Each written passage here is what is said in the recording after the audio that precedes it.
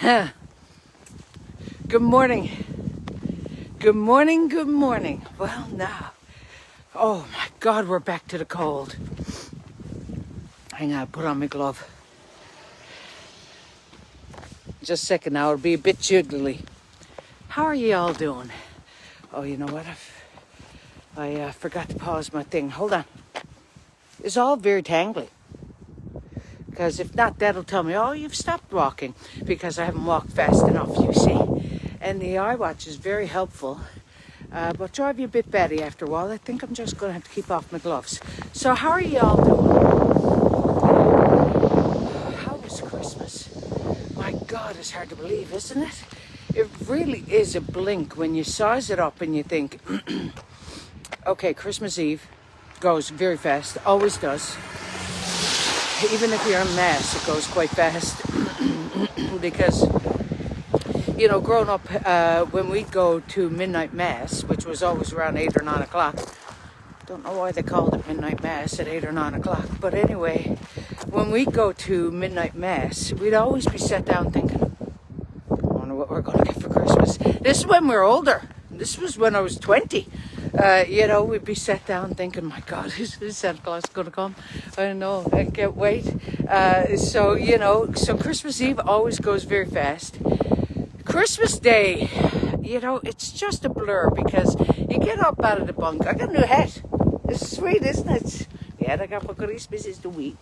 It's nice. Yeah, I know. My sister gave me that. Kelly. So thank you, Kelly.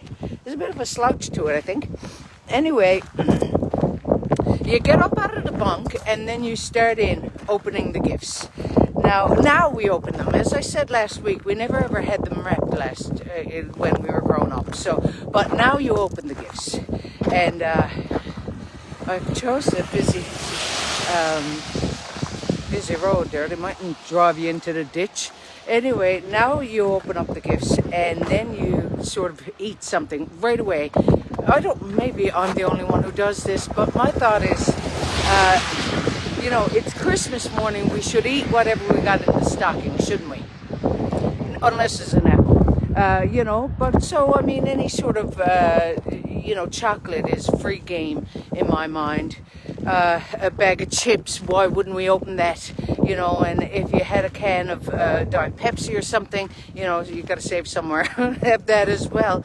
You know, so that's first thing. So you don't really want to have lunch, you know, Christmas Day. But now, we were always the kind of family who had Christmas dinner for supper. Did you do this as well? Did you have Christmas dinner for supper? And, you know, and that dinner would result in sort of a turkey coma. I know we all know this, and I never really knew it when I was young. I had barrels of energy, I suppose. But anyway, now I do quite know it. And so anyway, what the dinner consisted of would be salt ribs, not riblets, the back ribs, like, you know, the big ribs. Salt ribs, maybe salt beef, cabbage, turnip, carrot, potato, whipped with a cream cheese, dressing, and turkey, of course. Sometimes we'd have peas pudding. I wasn't really struck on peas pudding, so that doesn't really strike me as something that was important. However, we'd have all of that, and we'd have that for supper. So I suppose that's why everyone did go lie down. And then Mom would sit back at the table, and Sacred Heart of God, hang on, look what's coming. Wait, no. Mom would sit back at the table and light up a cigarette and say, the youngsters will clean that up now. And the youngsters did. It was a lot of cleaning too, you know, and I often hear people talking about it. I mean, you know, it takes 8 hours to cook it, 10 minutes to eat it, and then another 4 hours to clean it up. That's not a joke. That's the truth. So anyway, the youngsters clean that up now, and we did. Mom would sit back and have a cigarette, God bless her. And so anyway, but that was Christmas Day. Then Boxing Day was always quite sort of logy, wasn't it? Now, we always worked on the farm, so we would go down to the barn on Christmas Day and then rush up and open the gifts. As we got older, I never did that. But I left that to the brothers, the boys. And then Boxing Day, we were sort of going around thinking, well, it's all over now. But it's not all over. Boxing Day this year was very lovely. Now, as you know, I was in isolation. And oh God, I thought it was a marvelous break. I'll not deny it. It was a wonderful, I got some painting done. I did some sealing on my fireplace, SEALING. I'm going to get off the road here now. In case, you know, someone knocks me down and you say, oh God, I saw her last live video. Remember, you saw it. That'd go viral then, wouldn't it? If I got knocked down on the back line, sure means it is. But anyway, so I sealed my fireplace and I painted and these sorts of things, cleaned up the house. My God, it was a marvelous little isolation. And so anyway, you know, then I went out on, whatever day I was allowed out, I went out to Costco. And, you know, had a look around and thought, oh, yeah, no, we're still alive. Good. Everyone's still here. Good. And, you know, went to Marshall's and hoping for that tree to go on sale, but it didn't. And so anyway, and then I came home and thought, well, isolation's not that bad. So, you know what, though, here's the thing. How was your Christmas? We're coming into New Year's now. And so, you know, when I think back on all my New Year's Eves, maybe this is only me. You tell me how you feel about New Year's Eve, because it never was a thing where I thought, I love New Year's Eve. Part of me loved it. Part of me always thought there's something exciting about it because we're coming into a new year and we're coming into lots of opportunity. You know, and then part of me was always very sad about New Year's Eve because we were saying goodbye to something as well. You know, we're saying goodbye to, now listen, we're not sad to say goodbye to 2020 or 2021. I didn't lose a year there, by the way. I felt the same way last year, though, is what I'm saying. We weren't sad to say goodbye to that because they were tough years. Now, in the meantime, I did have a good year, and I know that many of you did as well. Thank God. But, you know, when with this COVID and now the resurgence, it really is just trying on our nerves. And I know it. I know it because I look around and part of me feels relief that, okay, we've gotten through 2 years of it now. We're almost finished. But it doesn't feel like it's almost finished, you know, especially with the resurgence. So anyway, you know, please God, it'll all change. And, you know, New Year's Eve is tomorrow night. And, you know, I'm going to get together with some friends. Not too many. I'm not going downtown now and tearing up the place. Not that there's anything wrong with that, but, you know, what this has is it has made us more cautious. And that's not a bad thing. You know, so I hope that your New Year's Eve is well, certainly safe. And hopefully not too drunk. Although if that's what floats your boat, suit yourself. I can't do that. I think we already talked about that. We know that I can't drink because, you know, I get quite sick. And so that is never a good experience for me. So I don't do it. But anyway, you know, so I hope that your New Year's Eve is wonderful and safe. And I want to tell you that I have been doing these videos now for over 40 weeks. Isn't that hard to believe? 40 weeks. That means on my timeline, there are over 40 of these live videos. Okay, so here it comes. What that means is next week will be my last video for a little while. I'm just going to take a little bit of a break. And I'm thinking that I'm going to rearrange these videos to do it on a different day because Thursday mornings sometimes, you know, as we get into the summer, is a little tiny bit tricky. So I may do a different day. If you have a preference of a different day, let me know. Let me know in the comments, or a different time of the day. You know, is 10:30 okay? Let me know in the comments what your preference is. But I will be taking a break after next week. So I'm going to be here next week. What I want you to do is I want you to you can like this post. Yes, thank you very much if you do. But like my page. It's Sheila Williams.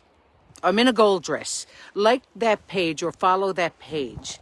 And that way when I come back online, I'm not going to take a long break now. I'm not going to go into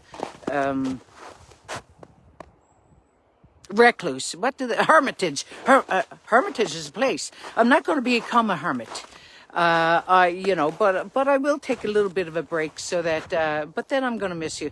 Next week, I'm going to talk about you and what you have given me over these past 40 weeks. My God, it's hard to believe, isn't it? Time is only a blink. I was sat down this morning and I was, preparing for what I was going to say to you. And anyway, I thought, years ago, a friend of mine, his name was Bill, and he and his wife went to Vegas, and anyway they went to Las Vegas to celebrate their 40th anniversary. And so anyway, when they got to, there was a place there called I don't know, perhaps it was the Bellagio. It was the Bellagio. They walked in through the doors to go to the counter, and my hair looks like I have a mullet here now in this sort of a sorry about that. I don't. But anyway, he walked in through the doors to go up to the counter and get his room, and the room was number 3,258. And so anyway, as he was up to the counter, this young girl sidled up next to him and said, hey, she said, how you doing? And anyway, Billy gave her the brush off, and his wife, Barb, said, Bill, she said, that young girl was going to take our bags. He said, Barb, she wasn't going to take her bags. She said, yeah, she was going to take the bags up to the room. He said, no. She wanted to, she was a woman of the night. She said, Bill, she certainly wasn't looking to you for that. No, she said, he said, I'm going to prove it to you. He said, I'll call down. And so they were in the room, and he called down to concierge and said, yes, there's a young girl there named Candy, and sorry for the candies out there.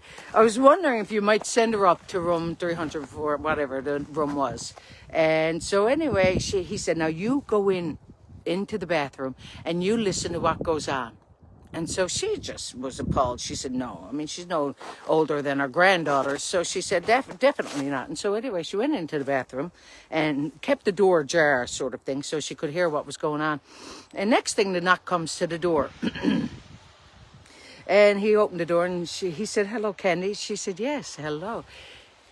She said, so how are you? And he said, I'm good. He said, I was just, wondering. She said, you've changed your mind about an evening of love? Well, he said, I was just wondering what an evening of love might cost. And she said, well, an evening with me will cost you $350. He said, American? She said, well, yes, of course. She said, what did you think? Well, he said, I thought a night with you, maybe $25. And she was appalled. Of absolutely not, and a bit of a huff over it all. How insulting and degrading. No, not a night with me. No, absolutely not. And went off, banged the door, and went off. And Barb came out of the bathroom and said, my God, I'm sorry. She said, I just can't believe that goes on. He said, of course it does, Barb. Bill, being a man of the world, knew what was going on. Anyway, he said, look, get ready now. We'll go down. We'll have a nice supper, because it is our anniversary. And we'll have a little drink at the bar first, and then we'll have our supper. Made reservations. And so anyway, she got ready, and they went down to the bar and propped up. Next thing, Candy comes over and leans in next to Bill and looks over at Barb, and she said, see what you get for $25?